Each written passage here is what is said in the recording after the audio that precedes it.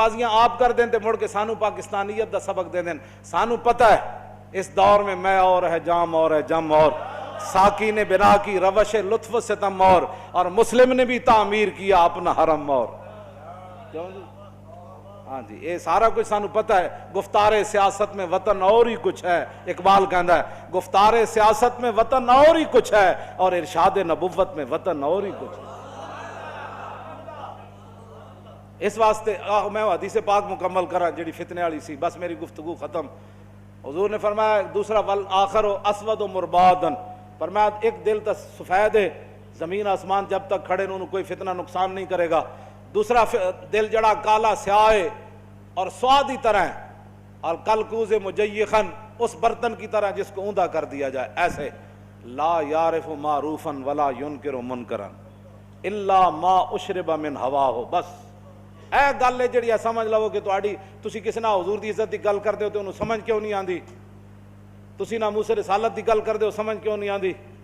کیوں جی تسی جنگ یمامہ دا واقعہ بیان کردے ہو انہوں سمجھ کیوں نہیں آندا. 1200 صحابہ تے شہید ہوئے نا جنگ یمامہ وچ, تے جڑے زخمی ہوئے حضرت ام عمارہ جدو واپس گئیاں تو انہاں دے پوترے نے پوچھا, انہاں کہا یا جدتو کثرت الجراح فی المسلمین, انہاں کہا دادی جی تسی جنگ یمامہ جو واپس آئے ہو ہاتھ کٹا کے زخم کھا کے, اور دسو میں تے سنیا ہوتے بڑے صحابہ زخمی ہوئے. تے آپ نے فرمایا پترا کی پوچھدا ما یصلی ما خالد ابن الولید من المہاجرین والانصار الا نفر یسیر. فرمایا پترا کی پوچھدا, میں اتھے ویکھیا کہ ہزاراں صحابہ کٹے ہوئے جسم دے نال شدید زخمی خیمے پے ہوئے سن, 10 تو 15 صحابہ صرف خالد بن ولید نہ با جماعت نماز پڑھ. اتنی وڈی جنگ صحابہ کی تھی, جڑے شہید ہوئے ہوتے 1200 ورنہ زخمی بچے ہی کوئی نہیں. اے خالد بن ولید نہ جڑے پڑھتے سن وہ بھی زخمہ نال چور چور سن, لیکن خیمے تو چل کے تے جتھے خالد بن ولید نماز پڑھاندے سن اتنی جگہ وچ وہ پہنچ جاندے سن چل کے بس, ورنہ خالد بن ولید خود بھی شدید زخمی سن. ہاں صحابہ کہندے نہ یہ جنگ اسے کدی پہلے لڑی نہ کدی بعد وچ لڑی, جنگ یمامہ. تو اس واسطے جنگ یمامہ بھی کسی کو سمجھ نہ آئے, رسول اللہ کو جو لوگوں نے پتھر مارے وہ بھی سمجھ نہ آئے, رسول اللہ کا جنگوں کے اندر تشریف لے جانا بھی سمجھ نہ آئے, اور حضور کا پوری دنیا سے ٹکر لے لینا یہ بھی سمجھ نہ آئے, اور صحابہ کے ٹکڑے ہو جانا یہ بھی سمجھ نہ آئے, جنگ قادسیہ بھی اس کو سمجھ نہ آئے, یرموک بھی نہ آئے, کربلا بھی نہ آئے. چلتے چلتے 1857 تک بہادر شاہ ظفر کے ساتھ جو کچھ ہوا وہ بھی سمجھ نہ آئے, مساجد کے ساتھ جو کچھ ہوا وہ بھی سمجھ نہ آئے, کالے پانی میں ہمارے بزرگوں کے ساتھ جو کچھ ہوا وہ بھی سمجھ نہ آئے, 1953 کی تاریخ میں جو کچھ ہوا وہ بھی سمجھ میں نہ آئے. تو پھر حضور نے کیا فرمایا کہ جب انسان کا دل کالا ہو جاتا ہے نا, اونٹے برتن کی طرح وہ ہو جاتا ہے, تو لا یعرف معروفا ولا ینکر منکرا, نہ اس کو کسی اچھائی کا پتہ چلتا ہے نہ اس کو کسی برائی کا پتہ چلتا ہے. اللہ ہاں یہ بات ضرور ہے, الا ما اشرب من ہواہ, ہاں جو خواہشات کا بندہ ہو جاتا ہے, جو خواہشات اسے پلائی جاتی ہیں, آج فلانا ڈرامہ دیکھنا ہے, آج فلاں فلم دیکھنی ہے, آج اتنا حرام کمانا ہے, آج 2 نمبر مال بیچنا ہے, آج سود کھانا ہے, آج رشوت لینی ہے, آج مسلمان جو ہے سویرے میرے دفتر میں ایک ایسی فائل آنی ہے جس کے اندر لاکھوں روپے میں نے کمانے ہیں, یہ ساری چکر بازیاں وہ کرے گا. الا ما اشرب ما ہواہ, ہاں جو خواہشات اسے پلا دی گئی ہیں وہ خواہشات کے پیچھے پیچھے چلے گا, نہ اس کو اسلام سمجھ آئے گا نہ اس کو دین سمجھ آئے گا, نہ مسئلہ ناموس رسالت سمجھ آئے گا نہ مسئلہ ختم نبوت سمجھ آئے گا. خدا کا شکر ادا کریں کہ کم از کم حضور کی عزت کا مسئلہ آپ کو سمجھ آیا. ہاں جی آپ کے دل سے سفید ہیں, سیاہ نہیں ہوئے. تو جس کو سمجھ نہیں آتا آپ بس بات صرف بتا دیا کریں, آپ کے اور میرے بس میں نہیں ہے. اس کے بارے میں تو حضور فرما گئے کہ لا یعرف معروفا ولا ینکر منکرا, نہ اس کو اچھائی کا پتہ چلے گا نہ اس کو برائی کا پتہ چلے گا. بس اتنا ہی میرا پیغام ہے, لیکن ہر ایک اپنے خون اور اپنے پیشے کا اظہار ضرور کرے گا. ہاں جی کیوں جی, ہاں توجہ توجہ, یہ بات میں نے ایسے نہیں کی ہے. حضرت محمود غزنوی نے ایک دن فرمایا کہ میں حضرت خضر علیہ السلام کی زیارت کرنا چاہتا ہوں. ایک غریب آدمی کھڑا ہوا, وہ کہنے لگا میں آپ کو زیارت کرا دیتا ہوں لیکن ایک شرط ہے, میں غریب ہوں, 6 مہینے کا خرچہ میں آپ کو دینا ہوگا میرے بچوں کا. اس نے کہا ٹھیک ہے. 6 مہینے کے بعد محمود غزنوی نے اس کو بلایا. ہاں جی خضر علیہ السلام کی ملاقات کا کوئی وظیفہ مکمل ہوا؟ اس نے کہا جی کچھ وظیفے الٹ ہو گئے, 6 مہینے اور چاہیے.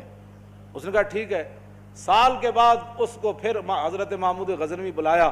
فرمایا ہاں جی خضر علیہ السلام نال کو میری ملاقات کا امکان پیدا ہویا, تسی وظیفے جو کر رہے ہو دریا کے کنارے. انہیں کہا جی میں کہاں, خضر علیہ السلام کہاں, میں نے تو آپ کے ساتھ جھوٹ بولا ہے, غریب آدمی تھا تو پیسے میرا روٹی پانی چل گیا 1 سال. تو محمود غزنوی کا مجلس لگی ہوئی تھی, ہزاروں لوگ موجود تھے, غوث بھی تھے, کتب بھی تھے, ابدال بھی تھے, محدث بھی تھے, مفسر بھی تھے. تو اس نے اپنے ایک وزیر کی طرف اشارہ کر کے کہا بتاؤ بھائی جو بادشاہ سے جھوٹ بولے اس کی کیا سزا ہے. وہ وزیر کہنے لگا کہ اس کو قتل کر دیا جائے. محمود غزنوی کے مجلس میں ایک نورانی چہرے والے بزرگ بیٹھے تھے, انہوں نے کہا بادشاہ سلامت, اس نے بالکل ٹھیک کہا. پھر اس نے ایک دوسرے وزیر سے پوچھا, اس نے کہا جی اس کی کیا سزا ہے جس نے بادشاہ سے داؤ بھی لگایا اور جھوٹ بھی بولا. اس نے کہا یہ گردن نہ اتاریں, یہ تو پھر جلدی مر جائے گا, اس پر کتے چھوڑے, یہاں تک کہ کتے اسے نوچ نوچ کر کھائیں تاکہ اس کو پتہ چلے بادشاہ سے جھوٹ نہیں بولا جاتا. تو وہ بزرگ نورانی چہرے والے کہنے لگے بادشاہ سلامت, اس نے ٹھیک کہا. پھر اس نے حضرت ایاز کو کہا, ایک ہی صف میں کھڑے ہو گئے محمود و ایاز. حضرت ایاز کو کہا کہ ہاں جی آپ بتائیں. اس نے کہا بادشاہ سلامت, ایک غریب آدمی, اس کے جھوٹ بولنے سے آپ کے وقار میں کوئی کمی نہیں آئی, اور 1 سال پیسے دینے سے آپ کے خزانے میں کوئی کمی نہیں ہے, یا آپ اس کو معاف کر دیں. وہ نورانی چہرے والا بزرگ کہنے لگا بادشاہ سلامت بالکل اس نے ٹھیک کہا. محمود غزنوی نے ان بزرگوں کو قریب بلایا, انہوں نے کہا یہ کیا بات ہے, جو گردن اتارنے کا کہتا ہے وہ بھی ٹھیک ہے, جو یہ کہتا ہے کہ کتے چھوڑ دیا جائے وہ بھی ٹھیک ہے, جو معافی کرتا ہے. اس نے کہا کہ جس نے کہا نا گردن اتار دو, یہ اس کا خاندان تھا کسائی, تو اس نے اپنے خاندان کا اظہار کیا ہے, گردنیں اتارنے کے عادی ہیں, اور کہا کہ غلطی تو تیری ہے جیسے تو نے ایسے لوگوں کو وزیر بنایا. اس نے کہا جس نے کتوں کا کہا نا کتے چھوڑو, اس کے آباء و اجداد بادشاہوں کے کتے نہلایا کرتے تھے. اس نے اپنے خاندان کا اظہار کیا ہے, اس نے اپنی فطرت اپنے خون کا بتایا ہے, اور کہا کہ رہ گیا ایاز تو یہ سید ہے, اور سید کربلا میں لٹے بھی گئے تو اف نہیں کی, اپنا سودا بیچ کر بازار سونا کر گئے, کون سی بستی بسائی تاجران آل بیت. کیوں جی یہ سید ہے. جب یہ کہا نا یہ سید ہے تو محمود غزنوی کرسی پر کھڑا ہو گیا. وہ کہنے لگا ایاز تو نے آج تک بتایا ہی نہیں میں آل رسول ہوں, اتنا ظلم کیا تو نے بتایا ہی نہیں آج تک. تو حضرت ایاز فرمانے لگے کہ اچھا میرا راز ان بزرگوں نے کھولا تو میں بھی آپ کے سامنے ایک راز کھولنا چاہتا ہوں. انہوں نے کہا جی وہ کیا ہے. انہوں نے کہا یہ جو بزرگ ہے نا یہ خود حضرت خضر علیہ السلام.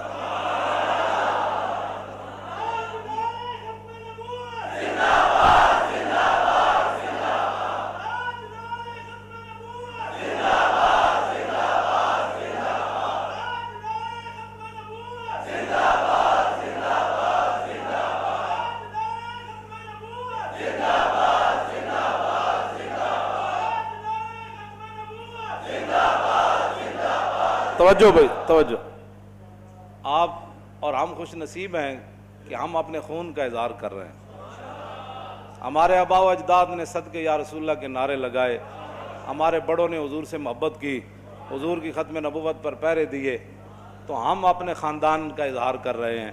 اور جن لوگوں کو یہ مسئلہ نہیں سمجھ آ رہا ہے وہ اپنے خاندان کا اظہار کر, ان کا اپنا خاندان ہے, ہمیں ان سے کوئی غرض نہیں ہے. ہمارا کام ہے مسئلہ بتا دینا. ہر کوئی اپنا خون اپنے خاندان کے اظہار کرتا ہے. تو دعا کریں اللہ تعالیٰ تا صبح قیامت ہمارے خون بھی یہ اثر رکھے اور ہمارے خاندانوں میں, کہ ہماری نسلیں بھی ایسے ہی لبیک یا رسول اللہ کا نعرہ لگاتے ہیں. جی دوستو ویڈیو آپ نے دیکھی, اگر ویڈیو اچھی لگی ہو تو میرا چینل ضرور سبسکرائب کیجیے گا. اللہ حافظ.